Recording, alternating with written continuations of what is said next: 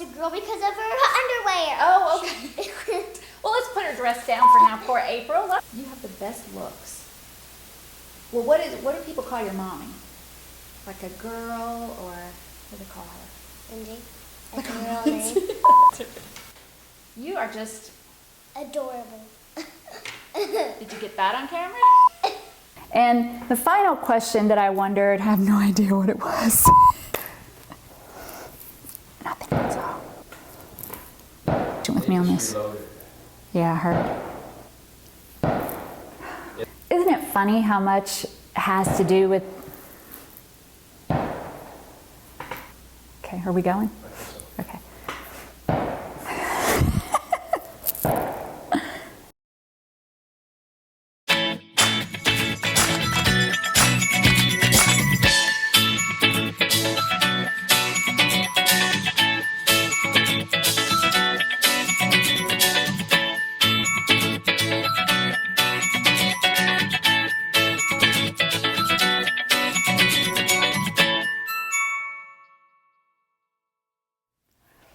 Welcome to The Chat, a place to gather and talk about topics relevant to women. I'm Tammy West with a warm welcome to today's episode, Be a Good Girl. And I hope you enjoyed those outtakes.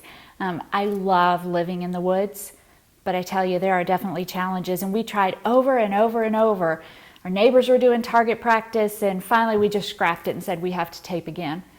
So here we are, trying again. And the little girls, I'll explain that in just a minute because it absolutely relates to our question, which came in to me, the one we're going to talk about today, came in via private message on Facebook from Carrie. And Carrie says, I was raised in a family with me and my two brothers. My parents used religion to guilt me and make me feel like I was always being bad. I was constantly told to be a good girl, while my brothers were allowed to do anything they wanted to. So I grew up always trying to be good and feeling guilty about everything I did as a friend, a worker, an employee, a mother, etc. Now I have a daughter and I don't want to pass those values down to her. Any suggestions? Carrie, thank you for your question. When I was processing this, I was thinking about something that really struck me, and it was the fact that really what you said was it was your parents talking to you. It was conversation. And then I realized that we were having family over. So I thought, this is what I'm going to do. I'm going to gather the little girls and we are going to come downstairs and have a chat. And so that's what we did. Now let me go ahead and forewarn you, this was all new to me. Like, I hang out with usually with these little girls, we're running around and just playing and talking. We came down to the studio. It was a little weird for me, for them. There were the lights and the camera. So don't expect Emmy performances, especially from me. But I think we did pretty good. We did the best we could. So what am I trying to accomplish here? Well, I thought it's really important not only to parent our little girls, but also to be good teachers and mentors of little girls or any woman who's younger than us. So let me tell you about our cast. We have Audrey, and they're all 5. Audrey you will recognize with her little doll, her little girl April. And Maddie will be with her little girl or doll, Samantha. And then Emma will be with Minnie Mouse. So the first, I have 3 conversations that came out of this. The first one came out when I asked questions about what it meant to be a girl. So I asked questions like how would I know if your doll was a girl? And I asked questions like, what does it mean to be a woman, or do you know what the word woman means, or is it better to be a boy or a girl? So watch what they have to say about that. So which one's the girl? This one. Oh, well, how do you know she's the girl? Because she has a bow. Oh, just because, like, if I see her, how do I know she's a girl? Because of the dress, and because of the long hair, and because of her eyes and her earrings. Oh. No, so she's a girl? Yeah. How do you know she's a girl? Because her hair, Mommy put her hair in a ponytail, and that's why her name is Samantha. Girls. Is it better to be a boy or a girl? Girl. Why? Because why?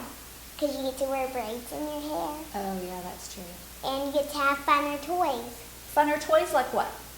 Minnie Mouse and Elsa Castle. Of course. And pretty shoes. And pretty shoes. And you get to wear earrings. And earrings too? Yep. And what do you call Mommy? Is she a girl? Or is she, do you ever hear her called a woman?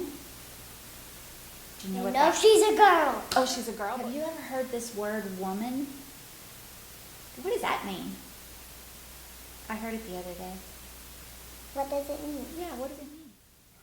Isn't it funny how so much about what they said about being a girl or being a woman had to do with clothes and hair and fun things? Like Emma said, she got to have better toys. Like personally, I would love to have an Elsa Castle. And I was surprised, I guess, by their reaction to the question, what does the word woman mean? You may remember in the outtake that when I asked Maddie what they called her mom, meaning girl or woman, she said, well, Lindsay, of course. So I was really intrigued by that, but here's the good thing I took out of that was that they don't really have a concept of what the word woman means, so we get to mold and help shape them. And the important part of that, though, is that we then have to know what we believe about being a girl or a woman and then communicate that well as they're growing up. Because I love the girly stuff, right? I mean, I love getting jewelry and hair and all that stuff. I love that stuff. And we know there's so much more. We know there's so much more we can pass on to them about being smart and kind and creative and all those things. So pass that on to those younger girls. And what does that look like when we get older and we're interacting with women who still are younger than us, but they're grown? Think about if you're in a leadership position, maybe at work or at church or in the community. You are going to encounter situations where it's kind of a gender thing. Okay, like my husband and I were watching Celebrity Apprentice, and they kept talking about girl drama. You know, for lack of a better phrase, let's say girl drama. If you're in a leadership position, you are going to encounter behaviors that we might consider to be girl-related. And so you have a choice there. You have a real opportunity to make a conscious decision about how you feel about that behavior based on being a woman, how you can respond to that behavior, assess what you're saying, assess what you're doing, and you can make a real impact on these younger women in your life. So that's what stuck with me about the first conversation, and that naturally transitioned into the second question. So the next thing I asked them about was, well, what does it mean to be a good girl? And this was really interesting, so watch this. Yeah, you have to do your homework, clean up your room, feed your fish named Goldie, and you have to play your computer, do your homework again, and then go to school. And we're done? What does she mean be good? What is good? When you smile and be good. Aww. Little Audrey has quite the list, doesn't she, of all the things it means to be a good girl. I love all her things that she wants you to do to be a good girl. So, you know, we've all said it. We've all said it, right? Just to be a good girl. And it's not that it's a bad thing, but again, I want us to think about what that really means, because whatever the behavior is that we say, oh, you're being such a good girl, whether it's cleaning your room or feeding your goldfish or smiling or playing nice, well then by default, then the lack of that behavior or the opposite means bad, right? If the first means good. So, you know, I'm sure we've all scarred our children. My daughter will watch this and say I've scarred her. And we mean well when we say be a good girl. And so, Carrie, I was really grateful for your question because it made me actually think about this past weekend. I was working in the 4 and 5-year-olds at church, which I do once a month, and that's a whole nother set of stories. But there was this particular moment of total chaos, and there was this little girl who chose to just sit and not scream. Well, what did I say to her? I said, oh my gosh, you're being such a good girl. It's fine.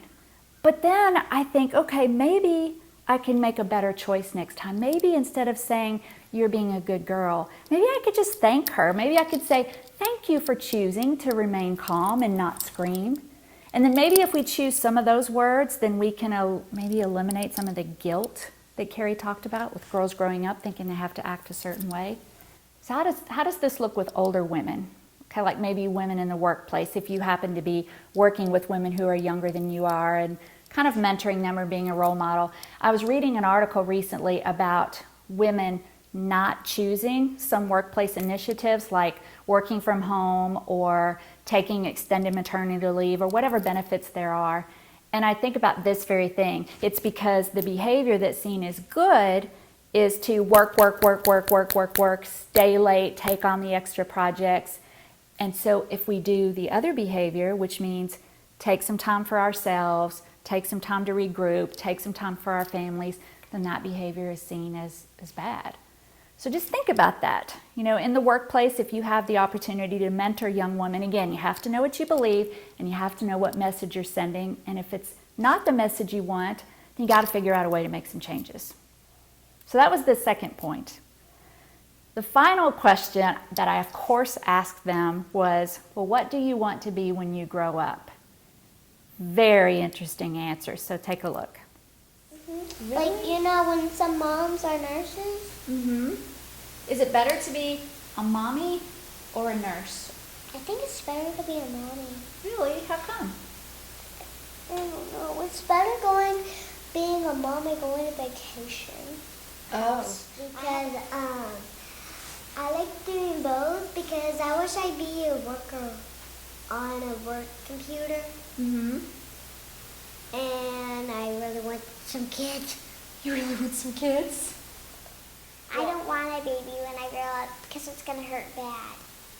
You think so? Who told you that? No one. How do you know? Because I've seen it. You've seen it? Well, no, but I know that it hurts. Yeah? Last night, we watched Family Show, and she was having a baby, and I heard her screaming, so I know that. Oh, so you know that. So no babies for you? Nope. You think you'll change your mind? You might change your mind? Yeah. Did you find yourself just sitting on the edge of your seat waiting for Emma to finish that story? Because I totally did. I was cracking up inside. So what point do I want you to take away from this one? Well, you know, we live in a society where it's just not really cool to talk about differences between men and women. But no matter how much people want to put it aside, ladies, we have a uterus, and statistics show most of us are going to use it. Most of us are going to have kids at some point, whether it's having children, adopting children, taking care of children. It's probably going to happen. And look, I'm a huge advocate of raising girls to get an education and have a career. I absolutely am. I did that with my own daughter. But I also know that it's important to at least give these girls a heads up. You know, life will change at some point. At some point, you may have to deal with the issue of having a job and a family and children. So we should help them with that. Start that conversation early. Don't let it be a mystery when they suddenly have this child that they're solely responsible for. Start that conversation. But again, know what you believe and know how you want to communicate that. But then I think more than that, even as we're grown, there's something that I see happen all the time, and this is it. So you have a young woman, and maybe she's at work. She's single. And she works with some other women who are older and they're married and have children. So this young woman comes into work one day and says, I have so much to do this week and I have no idea how I'm going to get it done. And you know exactly what happens, right? Claws come out and these women pounce on her and they say, you have no idea. Just wait until you get married. Wait until you have kids. You won't have time to go to the bathroom. You won't have... I see it happen all the time. We have to stop that. Because, you know, when you think about it, I'm not sure if you do that or not. I'm sure I've done it to some degree in the past, but I try not to do it anymore. But if we do that, it's really like saying to these people, okay, life, excuse my language, but life sucks when you get to the next stage of life, right? So then the question, I think, if you say that, then you have to figure out, do I really believe that? You know, do I really think that when I get to this next stage of life or the stage that I'm in, it's really that bad? Because none of us really knows what it's going to be like when we get to this next stage of life.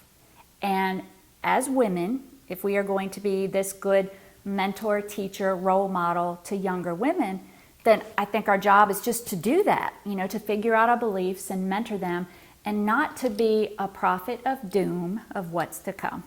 You know what I'm saying? So you got to figure out what we believe. Figure out how we want to send that message. Mentor and teach these younger women. You know, what do I believe about what it means to be a woman or a girl? What do I believe about being a good girl? What do I believe about women as they get older and what they want to be in their careers and develop? Well, I mean, I think you probably have a fair idea just from this clip, but it really doesn't matter. What it matters is what you believe, what message you want to send to your daughters, your nieces, the women you work with, anyone, and how you communicate that, and if you need to make some changes, because I certainly have. I've really had to make some changes when it comes to the way I interact with younger women. That's what I wanted to get across. It takes a village, right? So we're all going to jump in there. Thank you so much for being here with me today. And if you haven't already, subscribe to the channel. That thumbs up is so important because it increases our rankings and it lets other women join us and chat with us. So do that. And then keep those questions coming in. You can tweet me at the Chat for Women with the number 4. Send me a message or write on my wall on Facebook, Tammy West Seminars. Send me an email, tammywest@tammywest.com, or just go to my website, tammywest.com, look at a blog, leave a comment. Any of those things will get your question to me. So until next time, I hope your chats are confirming and supportive. Bye.